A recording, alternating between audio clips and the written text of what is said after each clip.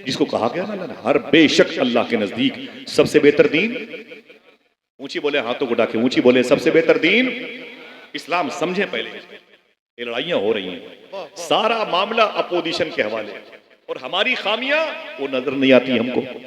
ये गरीब नवाज है, हम बड़ी आसानी से कहते हैं कि 90 लाख लोगों को कलमा पढ़ाया ख्वाजा साहब ने, और हम 9 आदमी को मिसवाक करने का तरीका ना बता पाए।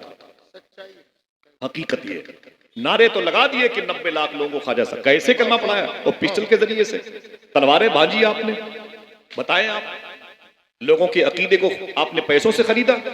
इतनी प्रॉपर्टी थी ख्वाजा साहब के पास? ना ना ना ना ना ना ना, ना। क्या मिजाज था ख्वाजा साहब का? एक जुमले से अंदाजा लगाइए कि दीन कैसे फैला और आज क्यों सिमटा हुआ है। अकेले थे तो आज हिंदुस्तान में 40 करोड़ बनाम मुसलमान पाए जाते हैं। समझ रहे हैं आप? उस एहसान को आप भूल नहीं सकते। कैसे इस्लाम की तबलीग की है, कैसे दीन को लॉन्च किया है। अजमेर शरीफ के करीब के हिंदू मजहब के लोगों ने ख्वाजा साहब से कहा, ख्वाजा साहब आपके मुरीद हैं बख्तियार काकी, उनका मुरीद है बादशाह अल्तमश। बोले हाँ। बोले कि उसने लगान की कीमतों में इजाफा कर दिया है, हम गरीब लोग हैं, कहां से इतने पैसे लाएं? आप एक कागज पे लिख के दे दें, वो लगान की कीमतें कम कर दे या तो खत्म कर दे, बड़ा भला हो जाएगा हिंदू भाइयों का। तो ख्वाजा साहब ने कहा, आप लोग अपने अपने खेतों में जाओ, अपना काम करो, मैं देखता हूं, जाओ अपना काम करो। सारे अजमेर शरीफ के अतराफ के हिंदू मजहब के लोग अपने अपने जमीनों पे चले गए, घर चले गए। ख्वाजा साहब अपने खच्चर पे बैठे अपने गुलाम को लिए सीधे दिल्ली आ गए।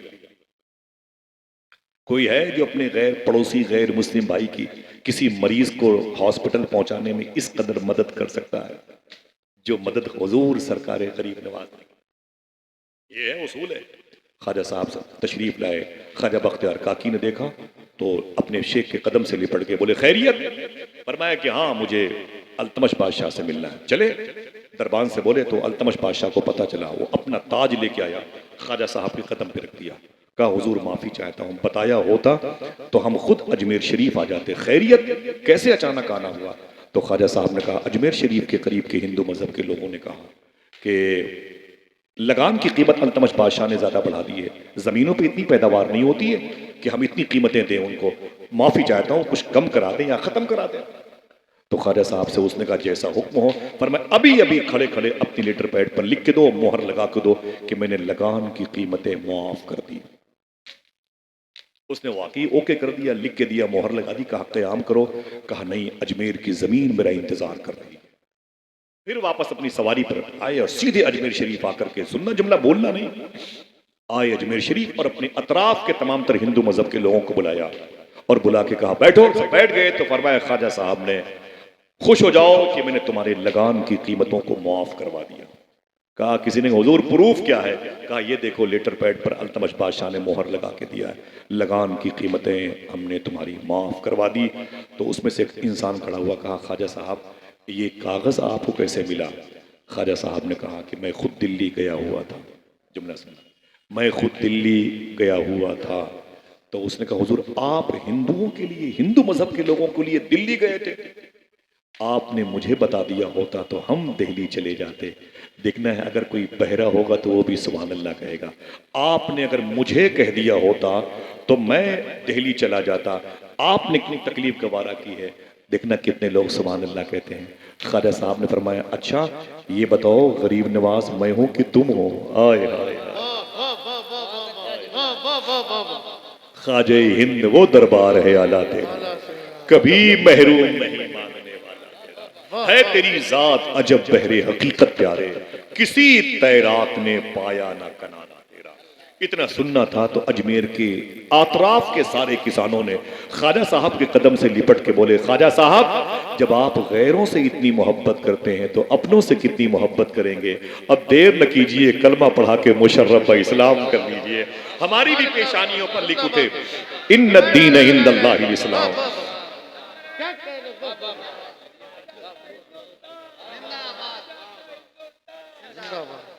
समझ गए मेरी बात को? ऊंची बोले भाई, समझ गए। अगर दरवाजे पर कोई जख्मी पड़ा है तो उसका धर्म क्यों देखा जा रहा है? हम आपसे पूछते हैं, हम ये सवाल गैरों से नहीं कर सकते। हम अपनी जमीनों के मालिक हैं, हम अपने भाइयों की बिखरती हुई साख को सही और सालिम और मुसल्लम देखना चाहते हैं। हम आपसे पूछते हैं, क्या मदीने शरीफ में अल्लाह के रसूल ने नहीं कहा, अरे लोगों अगर फल लाया करो तो पड़ोस के गरीब बच्चों को दिया करो? क्या हुजूर ने ये बात नहीं कही, अगर नहीं दे सकते तो अपने फलों को अपने बच्चों के हाथ में घर के अंदर दिया करो और उनके छिलके भी बाहर न फेंका करो? क्या हुजूर ने ये बात नहीं कही कि अगर गोश्त हो तो पड़ोसी को सालन दे दिया करो, एक बोटी गोश्त, और अगर ज्यादा ना हो तो रात में जब पड़ोसी के बच्चे सो जाएं तो अपनी बीवी से कहो अब पकाएं, ताकि इसकी खुशबू से गरीब पड़ोसियों की बच्चों की नींदें हराम ना हो? क्या मतलब है हमारे बोलने से और आपके आने से? क्या मतलब है यार? वही रफ्तार बेढंगी जो पहले थी वो अब भी है। हाँ? हर आदमी स्टेटस के चक्कर में पड़ा हुआ है। किसी को ये फिक्र नहीं है कि मेरी औलादे मेरी मगफरत का सामान बनेंगे कि नहीं बनेंगे। किसी को ये फिक्र नहीं है कि मेरे मरने के बाद मेरी औलादें मेरी कब्र पर कुरान पढ़ेंगे कि नहीं पढ़ेंगे। हर माँ ने अपने बच्चों को मोबाइल देख के परवरिश की है। किसी को पता ही नहीं है कि मेरा बच्चा बड़ा होकर के मेरे जनाजे को कांधा देगा तो दूसरे हाथ में मोबाइल से दोस्तों से बात करता होगा। यार मैं माफी चाहता हूं, आज मीटिंग में नहीं आ सकता, आज गपशप की महफिल में नहीं आ सकता, मेरी मां का इंतकाल हो गया। ये कहां लेके जाएगी तालीम? एक जमीन पर एक ऐसी भी शख्सियत थी जिसको उसकी मां ने दरूद पढ़ के पाला था। काश आप सुन के सुभान अल्लाह कह देते। उसका नाम था यूसुफ बिन इस्माइल नबहानी।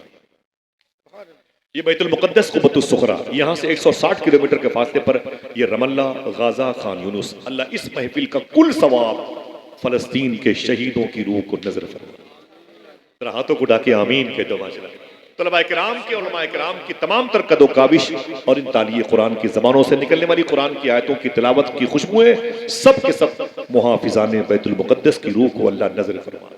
आमीन कह दो। मौसम सरमा में अल्लाह जानवरों पर, परिंदों पर, मुसाफिरों पर, मरीजों पे करम फरमाए। आमीन कह दो। दरूद पढ़ के माँ बाप ने बच्चों को पाला तो बच्चा बड़ा हुआ। दुनिया उसी को शेख यूसुफ बिन इस्माइल नबहानी कहती। मेरी बहनों सुनना, आवाज नहीं, बैठो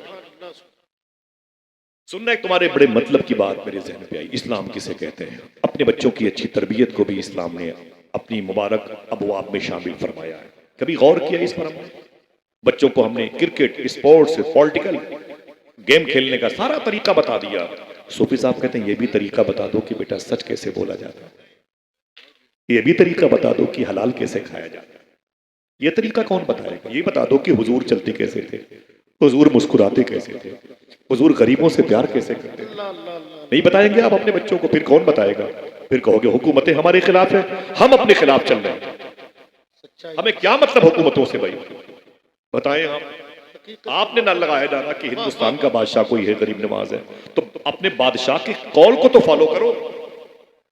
क्या ये हदीस शरीफ नहीं है कि अल्लाह के रसूल के बिस्तर पर लेटा हुआ एक शख्स अपनी तलवार भूलकर वापस चला गया? क्यों चला गया? हुजूर के बिस्तर पे उसने गंदगी कर दी। सबको पता है। मेरी टोपी अगर बगदाद शरीफ की नहीं होती तो मैं इन उलमा के कदमों के नीचे रख के पूछता, मुझे बताएं आप, क्या ये बात सही नहीं? हुजूर के बिस्तर पे उसने गंदगी की, समझ रहे हैं आप? और तलवार तकिए के नीचे रख के भूल के चला गया। रास्ते में बात याद आई कि मुसलमानों के नबी तो या तो सो रहे होंगे जाहिरी तौर पर, या फजर की नमाज पढ़ा रहे होंगे, या नमाज के बाद तकरीर कर रहे होंगे। हम चुपके जाएं और अपनी तलवार को लेके भाग आएंगे। लेकिन जैसे वो करीब आया, उसने क्या देखा? कलेजे बाहर आ जाते हैं जब ये हदीस शरीफ का टुकड़ा जबान पर आता है। अल्लाह के रसूल सल्लल्लाहु अलैहि वसल्लम अपने मुबारक हाथों से उसके जिस्म से निकलने वाली गंदगी वाले बिस्तर को साफ कर रहे थे। अल्लाह अकबर, अल्लाह अकबर। उसके बाद की हदीस शरीफ उलमा किराम से पूछो, उसने कलमा किस बेस पर पढ़ा? उलमा किराम से। जब सूफिया की मजलिस पर इस हदीस शरीफ पर बात हुई, जब सूफिया की मजलिस में इस हदीस शरीफ पर बात हुई तो सूफिया ये कहते हैं, हदीस शरीफ के माहसल को सूफीइज्म की नजर में देखते हुए उसने छुप करके देखा तो मुसलमानों के नबी हुजूर सल्लल्लाहु अलैहि वसल्लम उसके गंदे बिस्तर को अपने मुबारक हाथों से साफ कर रहे थे। हुजूर के गुलाम वहीं पर खड़े थे। खुदा की कसम कभी भूलना नहीं इसको, कभी भूलना नहीं इसको। मस्जिद में चले जाएं, लोटा उल्टा पड़ा हुआ है, हम कहते हैं कि बांगी साहब कहां चले गए? क्या तुम्हारे रब का घर नहीं है? छिपकली ने पीट कर रखे हैं, क्या उसे साफ करने के लिए मौसी साहब आएंगे? बाबा फरीदुद्दीन गंजे शकर का एक कौल, गौस पाक के शहजादे से ये शबाहत ये बयान फरमाते हैं, आपसे किसी ने कहा था कि हुजूर मैं आपकी तकरीरें बहुत सुनता हूँ लेकिन बातें दिलों पे असर नहीं करती हैं। आपने फरमाया तेरे मोहल्ले में कोई मस्जिद है? उसने कहा जी। कहा अगर है तो जाके उसमें झाड़ू लगाया कर, उसको साफ किया कर। उसने कहा इससे क्या होगा? आपने फरमाया तू खुदा के घर को साफ करेगा, खुदा तेरे दिल को साफ कर देगा। हर साल मौसम के एतबार से मेरी बहनों सुनना, तुम्हारे घरों के पर्दे बदलने जाते हैं, तुम्हारी टीवी और फ्रिज के कपड़े तब्दील होते रहते हैं, तुम्हारी खिड़कियों के कपड़े तब्दील होते रहते हैं। कभी पूछा अपने शौहर से या अपने बेटे से जो शीरमाल और वो स्टू और कबाब खाने के लिए 100-100 किलोमीटर दूर ढाबे पे और रेस्टोरेंट पे जाते हैं, कहते हैं यहाँ की ये चीज बड़ी मशहूर है, वो खाने के लिए आए हो। अरे बोलती क्यों नहीं अपने औलाद से, अपने शौहर से, करीब की मस्जिद में कभी कभी चले जाया करो और पुराने जुज़दान जो फट चुके हैं उन्हें लेके घर आ, उन्हें दरिया बुर्द कर दे। कुरान की तादाद कितनी है पता, अच्छे कपड़े लेके आ, मैं अपने हाथों से कुरान के लिबास को सिल करके दूं और फिर इत्र ले जा, मस्जिद की कुरान की पारों में इत्र पाशी कर दे, सजदों की जगह पे इत्र लगा दे, दीवारों दर पे इत्र लगा दे। जब कोई नमाजी मस्जिद में आए और सजदे में जाए और वो 3 मरतबा कहने वाला हो सुबहान रब्बियल आला, सुबहान रब्बियल आला, जैसे उसे खुशबू महसूस हो उसकी तस्बीह बढ़ जाए। सूफी साहब कहते हैं तस्बीह वो बढ़ाएगा सवाब तेरे खाते में आ जाए। इतना शोर हमारे पास नहीं है। घर के लिए तो कौन कौन के लिए, हर कॉर्नर के लिए हमने रखे हैं गुलदस्ते। कभी एक गुलदस्ते मस्जिद में लाके रखे हैं अल्लाह के घर के लिए? कहते हो बुलडोजर चलता है, बुलडोजर तो हमने चला रखा है, अल्लाह के घर की दीवारों को हमने पोगलदान बना रखा है। इतनी गंदगी तो हमारे यहाँ नहीं मिलती जितनी गंदगी कभी कभी मस्जिद में है। इस्तिंजा खाने के लोटे जंजीरों में बंधे हुए। माजरत, ये कौन सा इस्लाम है? नारे लगा दिए, हम जैसे कुत्तों से बदतर इंसान ने कह दिया सबसे बेहतर दीन इस्लाम है, आप खुश हो गए।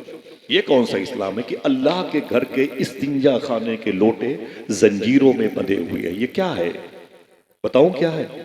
इस दौर में चोरी चमारी का ये माहौल है कि इस्तिंजा खाने के लोटों को भी खतरा है।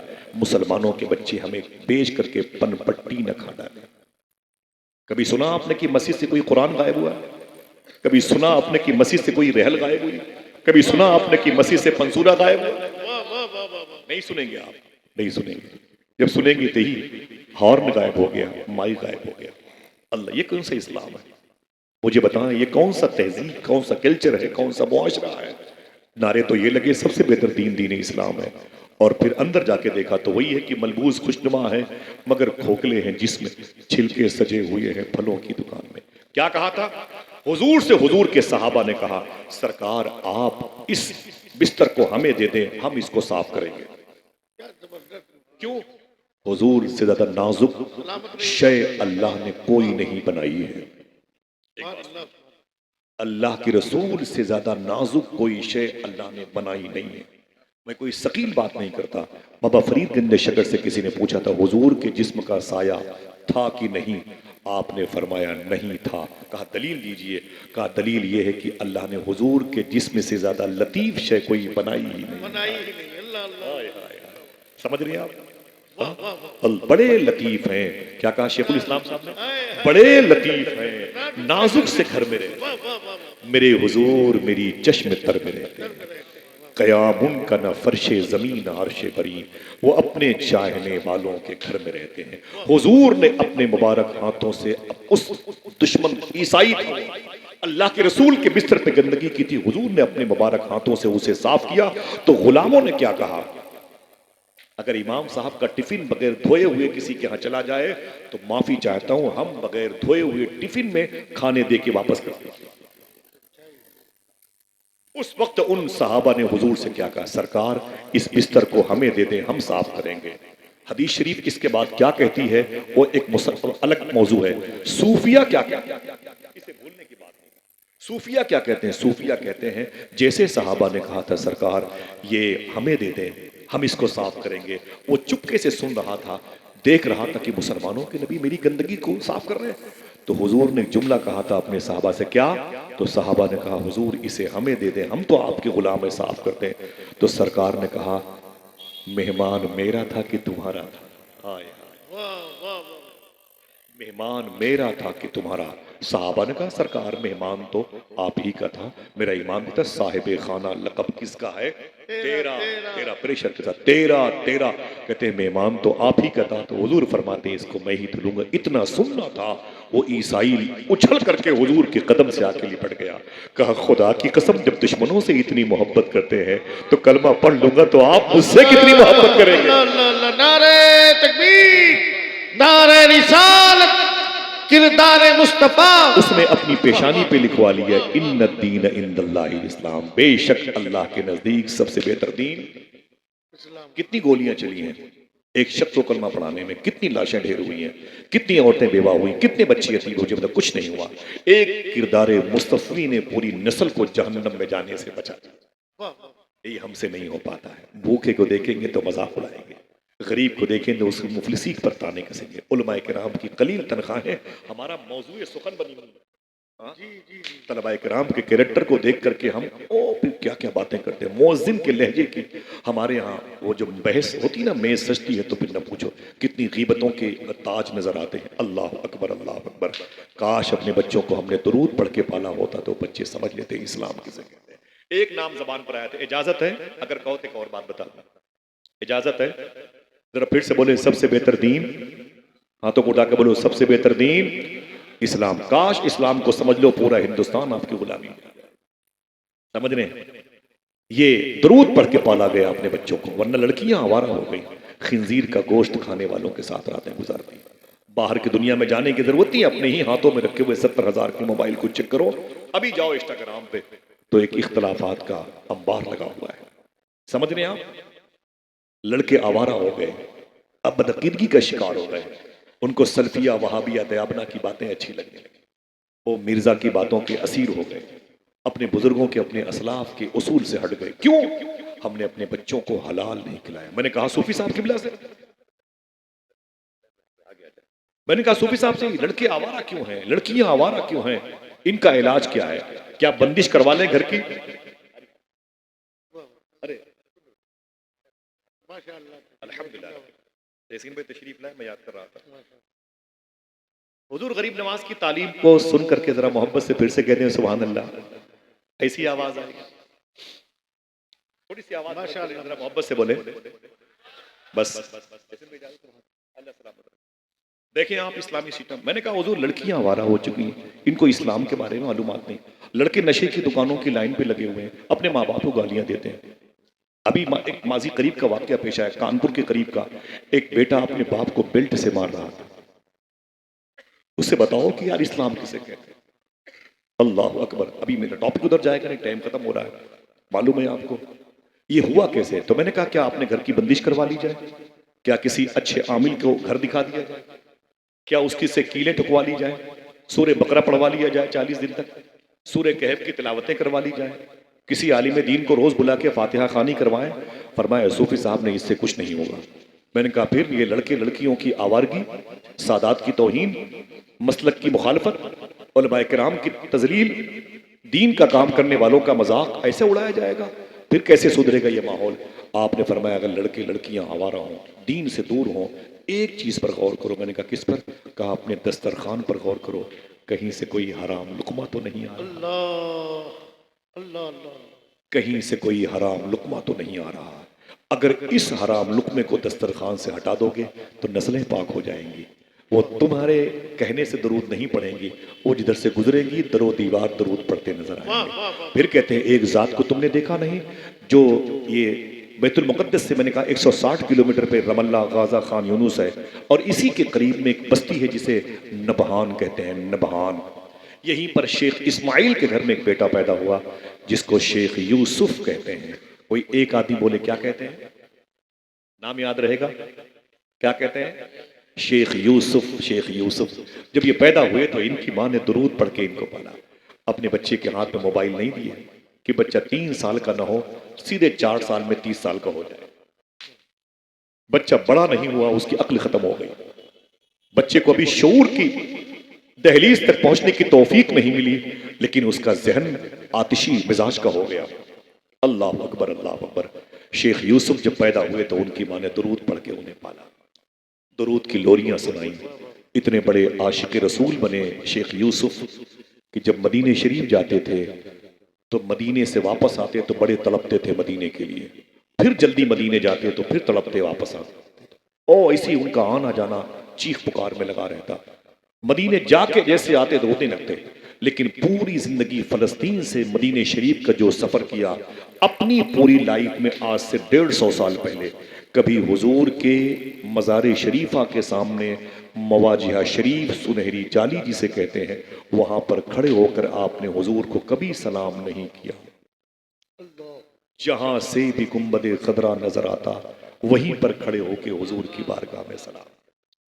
किसी ने पूछा था आप मदीने के लिए रोते हैं लेकिन मदीना जाते हैं तो अंदर क्यों नहीं जाते?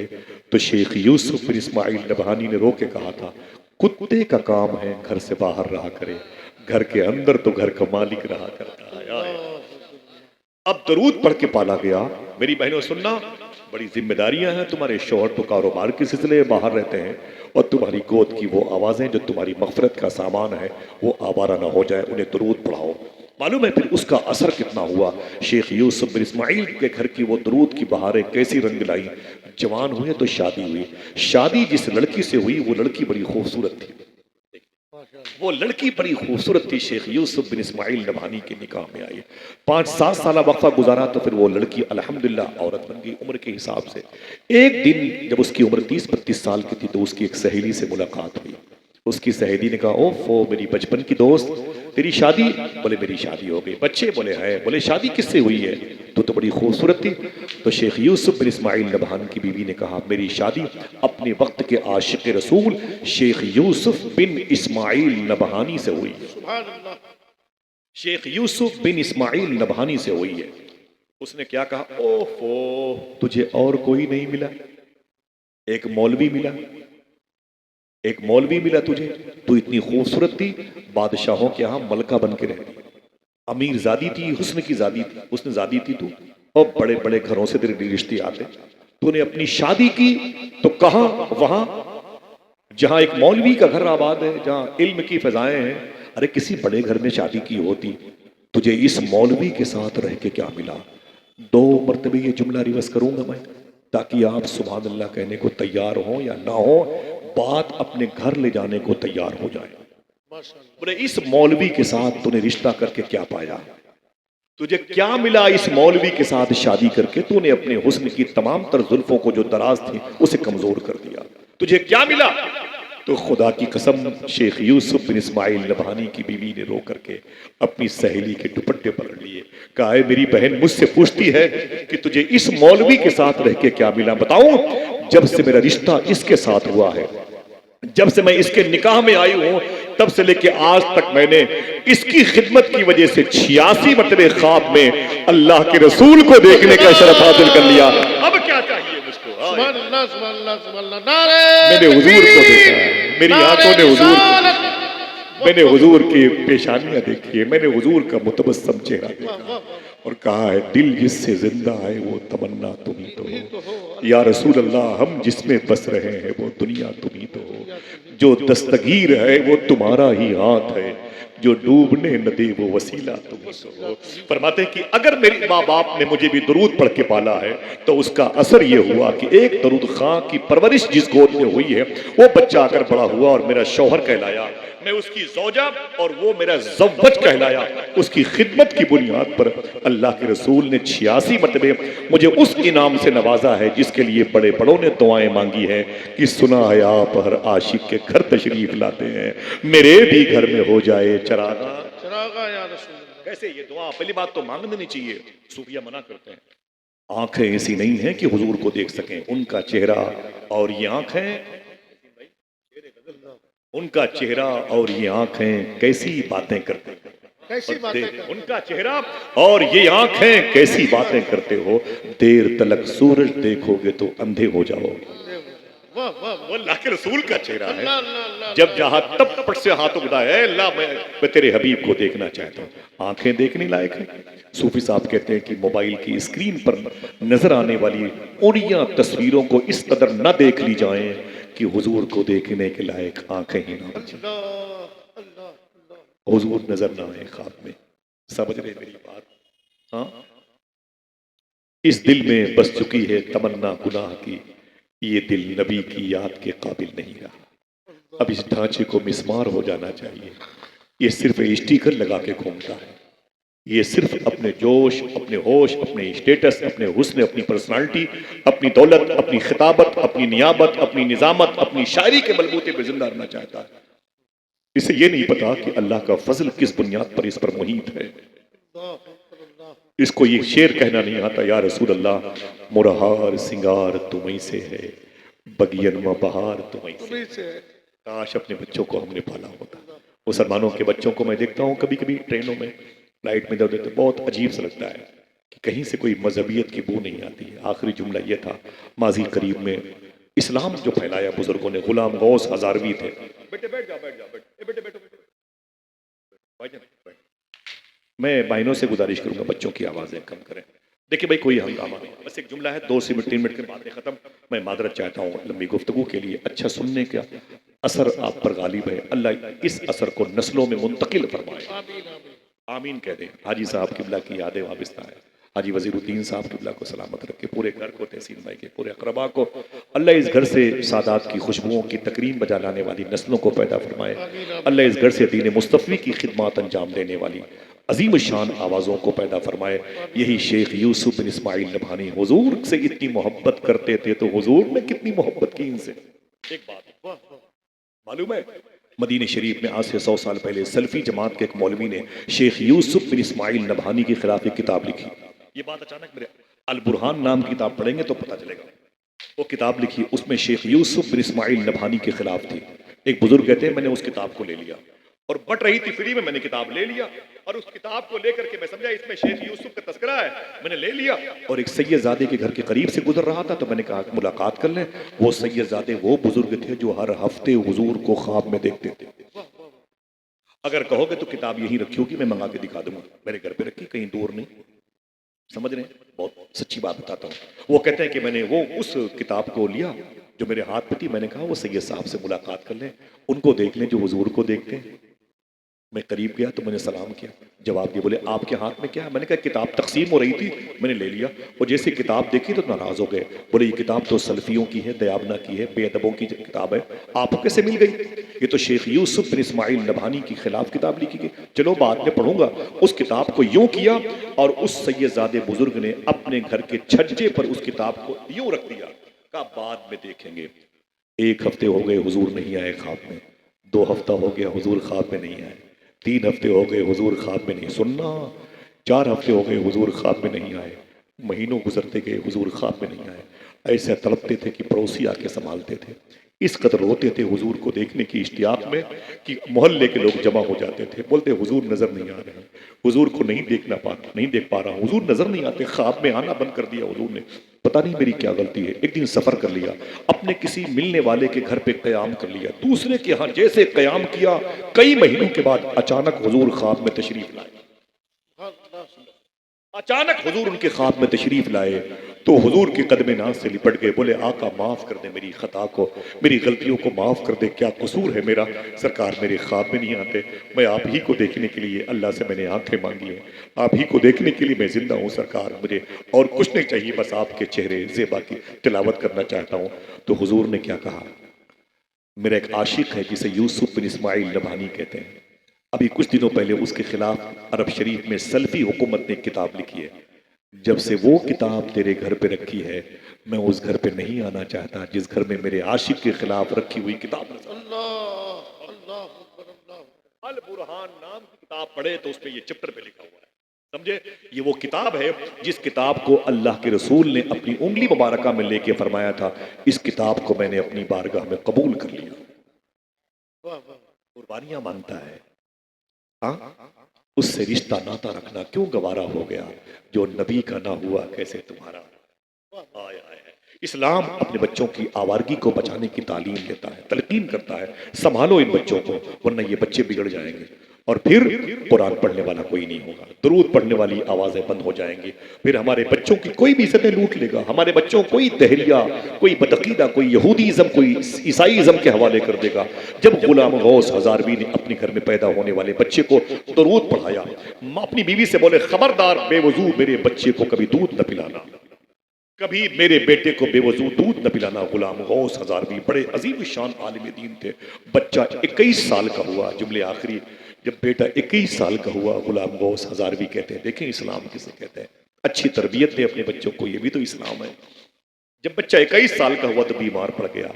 गुलाम गौस हजारवी ने बेटे को सहारा दिया, हॉस्पिटल ले गए हजारा शरीफ, और हॉस्पिटल ले गए, डॉक्टर ने इलाज करना शुरू कर दिया, लेकिन मरज बढ़ता गया जो जो दवा की, आहिस्ता आहिस्ता उसकी तबीयत बिगड़ती चली गई। डॉक्टर ने गुलाम गौस हजारवी को बुलाया, कहा हुजूर, कहा क्या बात है, अपने बेटे को लेके जाए। कहा क्यों? कहा थोड़ी देर के बाद आपका बेटा मर जाएगा, 3 से 4 घंटे में आपका बेटा मर जाएगा, ले जाए अपने घर के दरो दीवार में इसकी खिदमत करें। तो आप रोने लगे। कहा मेरा ज़मीर, मेरा अकीदा सलामत रहे, मैं अपने जिस्म के पार्ट्स बेच सकता हूँ, मेरे बेटे को सलामत, मेरा बेटा मरने ना पाए।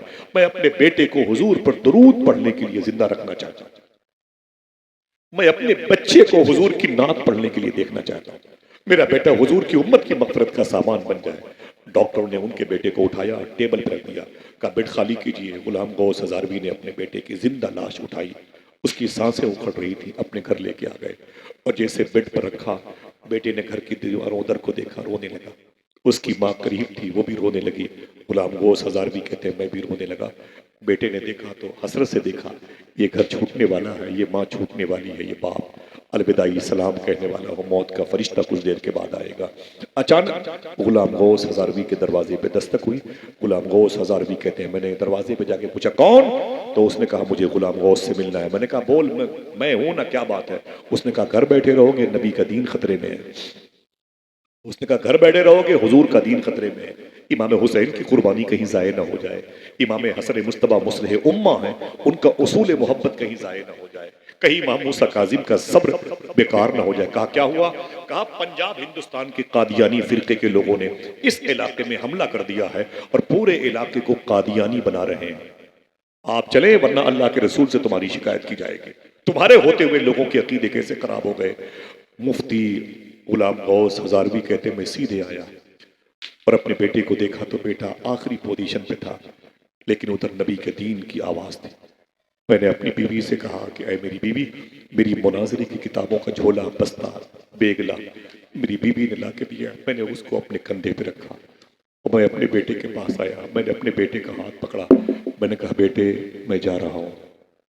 बेटे ने उखड़ती हुई सांसों से कहा अब्बू आप कहाँ जा रहे हैं? तो मैंने कहा मेरे बेटे, नबी का दीन मुझे आवाज दे रहा, मैं जा रहा हूँ, ये मेरा आखिरी वक्त, आखिरी सलाम।